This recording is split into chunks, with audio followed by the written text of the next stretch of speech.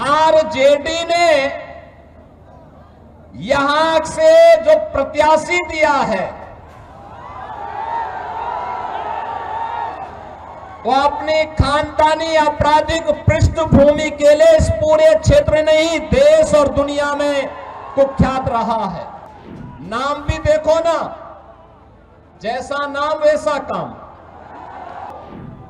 हमने यूपी के अंदर एक बात कही कि भाई देखो, अपराध और अपराधियों के प्रति जीरो टॉलरेंस।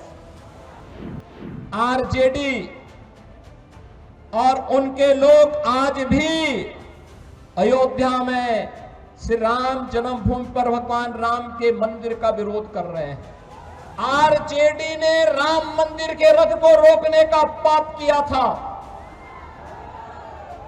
आरजेडी ने पाप किया था। कांग्रेस कहती थी कि राम तो हुए ही नहीं। इनका पार्टनर समाजवादी पार्टी उत्तर प्रदेश में राम भक्तों पर गोलियां चलाती है।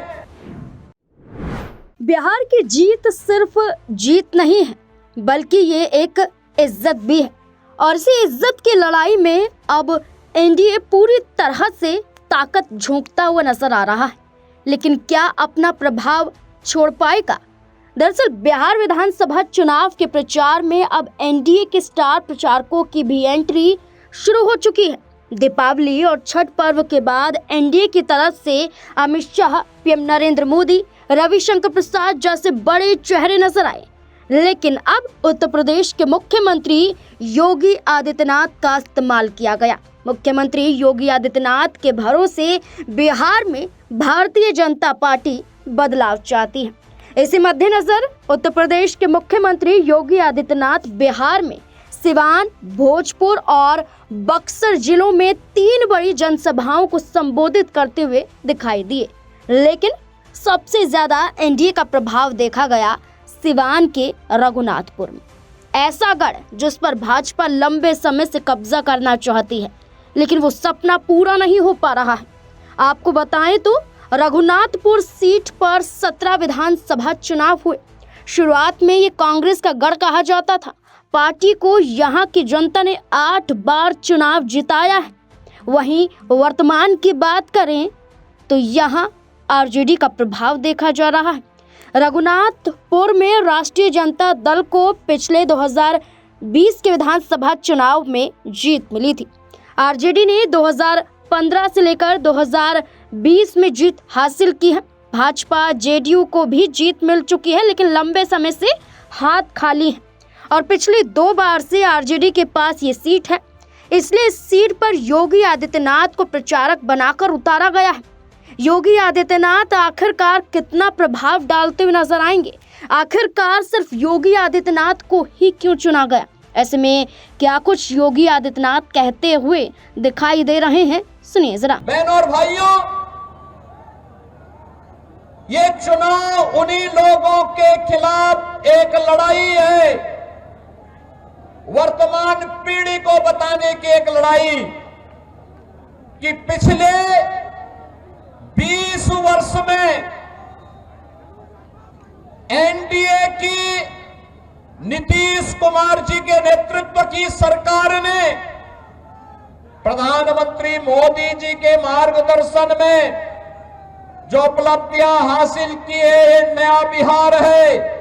जो बिहार अपने गौरवशाली अतीत के लिए जाना जाता है, उसी गौरवशाली अतीत के साथ बिहार को, वर्तमान बिहार को जोड़ने की इस यात्रा जो 2005 के पहले धूमिल हो चुकी थी, पहचान के संकट के दौर से गुजर रही थी, उसी बिहार को पुनः उसकी प्रतिष्ठा दिलाने के लिए डबल इंजन की सरकार वर्तमान में कार्य कर रही है।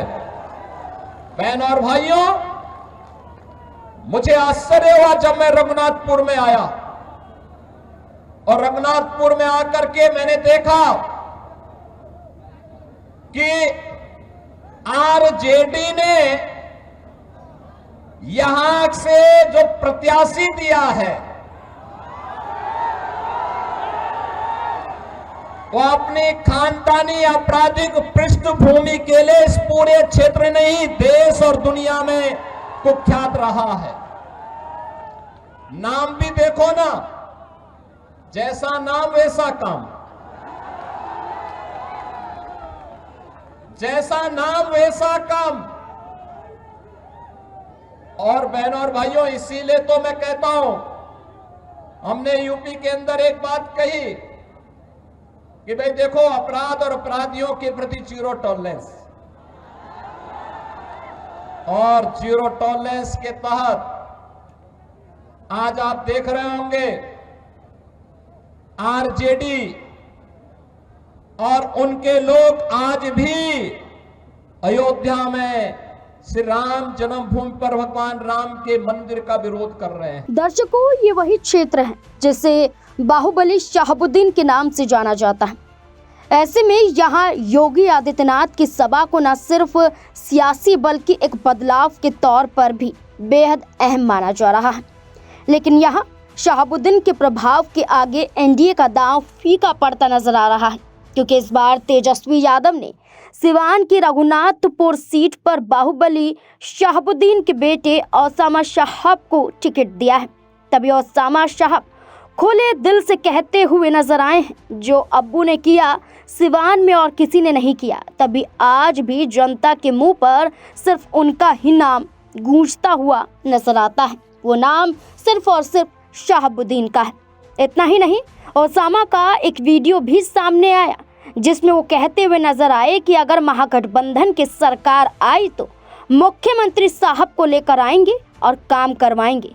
विधायक की पावर विपक्ष में लिमिटेड होती है, उसके पास निजी फंड ही बचता है। तभी सरकार बनी तो मुख्यमंत्री साहब को लेकर आएंगे और काम करवाएंगे। हमारे नेता तेजस्वी यादव एजुकेशन सिस्टम को लेकर काफ़ी समर्पित हैं। उनका खुद फोकस शिक्षा पर है। आपको बता दें कि माना जा रहा है कि एनडीए पूरी कोशिश में है कि इस बार जीत मिले, लेकिन आरजेडी को भरोसा है कि इस बार जनता फिर से उन्हें जिताएगी।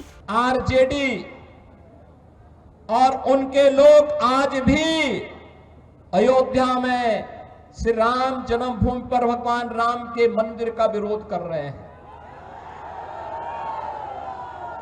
सीतामढ़ी और उसके आसपास के क्षेत्र में मां जानकी के भव्य मंदिर के निर्माण और कॉरिडोर के विकास के लिए किए जाने वाले कार्य का विरोध कर रहे हैं। ये आरजेडी के लोगों को बताना चाहिए, अयोध्या में श्री राम जन्मभूमि पर भव्य राम मंदिर का निर्माण होने के पहले उत्तर प्रदेश की डबल इंजन की सरकार ने प्रधानमंत्री मोदी जी के नेतृत्व में अयोध्या में राजर्षि दशरथ जी के नाम पर मेडिकल कॉलेज का निर्माण पहले किया। महर्षि वाल्मीकि के नाम पर इंटरनेशनल एयरपोर्ट का निर्माण किया और फिर 500 वर्षों के कलंक को मिटाते हुए भगवान राम के भव्य मंदिर के निर्माण का मार्ग भी प्रशस्त किया। बहनों और भाइयों, मैं पूछना चाहता हूं, आरजेडी ने राम मंदिर के रथ को रोकने का पाप किया था। आरजेडी ने पाप किया था। कांग्रेस कहती थी कि राम तो हुए ही नहीं। इनका पार्टनर समाजवादी पार्टी उत्तर प्रदेश में राम भक्तों पर गोलियां चलाती है और ये लोग जब भी इन्हें अवसर मिला, एक ने बिहार के अंदर, एक ने उत्तर प्रदेश के अंदर, वहां के नौजवानों के सामने, वहां के नागरिकों के सामने पहचान का संकट खड़ा किया।